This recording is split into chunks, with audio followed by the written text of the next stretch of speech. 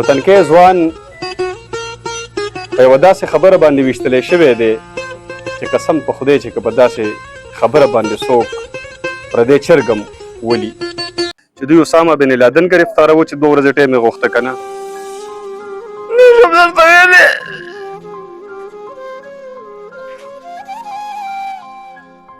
ډېر افسوس مکاب دی. بسم الله الرحمن الرحیم. د خیبر ترجمان ټلویزیون قدرمنو کتونکو السلام علیکم. سنګرخان یم. قدرمنو کتونکو په یو داسې معاشره کې اوسیږو چې په دغه معاشره کې د چرګ وینه تویول ګران دي خو د انسان وینه تویول ارزان دي. موجود یم د جګړه په یو کلي کې بله ورځ نن نه 2 ورځې مخکې یو تنکی ځوان په یوه داسې خبره باندې ویشتلی شوی دی چې قسم په خدای چې که په داسې خبره باندې څوک پردی چرګم ولي.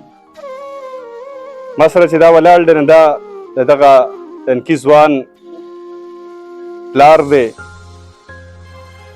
ملا یې ماته شوې ده په مخې اوښکې اوس هم را روانې دي. څه خبرې ورسره کوو دغې حوالې سره. کاکا دا راته ووایه چې د دې ماشوم د دې زلمي زوی عمر دی څومره و؟ 21 سال. 21 سال عمر یې و. دا راته ووایه چې دا کم ټیکټر چې ده چلو نو دا ستا خپل و که نه؟ دا زما د ملګري شریک و او خاوره یې پکې چلوله د کون دپاره برۍ دپاره.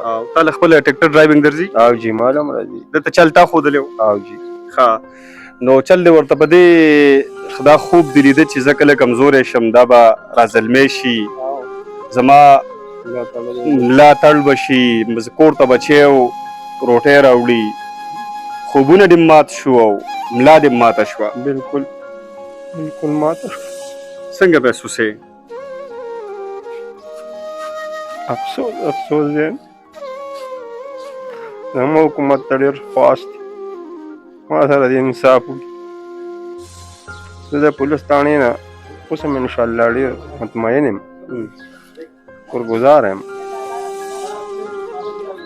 کاکا شکرګزاره به هله کېږي چې ستا د زوی قاتل راونیولی شي بیا هله به شکرګزار کېږي. دا اوس دا خبرې پرېږده لاسه شوي نه دي خفه کېږه مه په دې باندې چې کله قاتل ګرفتار شي بیا به تم شکریا ادا کړي او موږ به هم ادا کوو.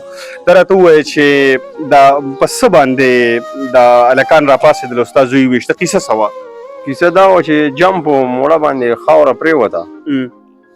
ښه په جمپ و ټیکټر روان و هغې نه خاوره پرېوته. او بس دا هلکانو دا راته ووایه چې دا کم سړک باندې خاوره پرېوته نو دا سړک ته د هلکانو کوڅې ته ورغلی او د هغوی کور ته ورننوتی و؟ نه جي دا سرکاري سړک دی. داسې د پلار خو نه و. سرکاري سړک و. سرکاري سړک که سرکاري سړک نه و د خپل سړک بې د جرم. بیا داسې وشوه چې کله خاوره پرېوته نو د هغې نه بعد د هغې نه بعد د هلکانو بس خبرې اترې زیاتې شو ستا د دې زوی او د دې هلکانو ترمنځ د دې هلکانو ترمنځ. دې دوران کې د هلک غر والي کور ته او تماچۍ راوښکو بس زما دا بچنګۍ وویشت ستا د سترګو د وړاندې. زما سترګو د ښه نو دغه وخت کې ستا څه کیفیت و؟ بس افسوس بچی تا دې له رالوی کړی و چې یاره یوه ورځې به دی په ټیکټر کې خاوره اچوي یو سرکاري سړک په یو بدماش به راپاسي هغه به ستا د زړه قطرې ستا د وړاندې ولي. دا ډېره د افسوس خبره ده که ډېره د افسوس خبره ده. ما ته د انصاف راکړي. چې صاحب ته زما خواست دی چې ما ولې 15 ورځې ټایم ورکړی. ما روډ بند کړی و. ما سره ټول کلی وتی و ډېر په اتفاق وتی و. الله دې عزت وکړي. هغوی دا کور هم سېزلو خو ما پرې نه خول. چا کور سېزو؟ زما د خلکو عوامو ویل دا کور وله سېزو خو ما پرې نه خول. زموږ د چوکۍ انچارج ما سره لاس میلاو کو. ما ته 2 ورځې ټایم راکو. ما وله 15 ورځې ټایم ورکو. ستا مجرمان به زه نیسم چې دوی اسامه بن لادن ګرفتاروه چې 2 ورځې ټایم یې غوښته که نه؟ بس پته لګي نه نو ما وله 15 ورځې ټایم ورکو. مال 5 ورځو کې دننه خیر دی ماله مجرمان ګیر. ښه څو بچي دي اوس په کور کې؟ بچي 2 مې جنکۍ دی او یو مې بچنګیر دی هلک. ویل کېږي دا چې ستا یو زوی بل هم د ده نه مخکې څو میاشتې مخکې وفات شوی دی. او یو 6 میاشتې مخکې وفات شوی. ښه په کور کې د دې هلک مور ده تنکی زوی وبایلو او په داسې مرګ یې وبایله چې یو سړی په چارسده کې او په نوښار کې او په مردان کې او په ثوابیه کې د هغه مرګ باره کې اوري نو څه چل پې کېږي. د هغې مور څه حال دی په کور کې؟ بس الټا پرته ده.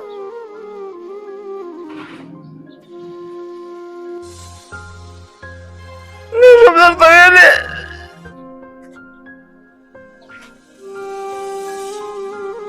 ډېر د افسوس مقام دی. خو زه الله دې رحم وکړي،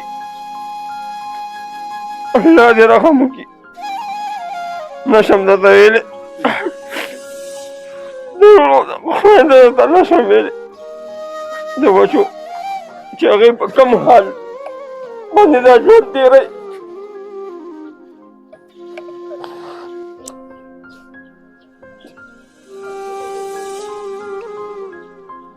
انصاف غواړم، انصاف.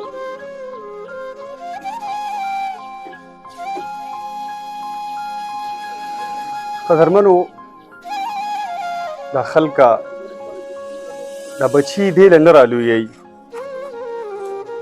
دا بچي رالویول بیا 20 کالو 21 کالو عمر پورې رالویول ډېر ګران کار دی.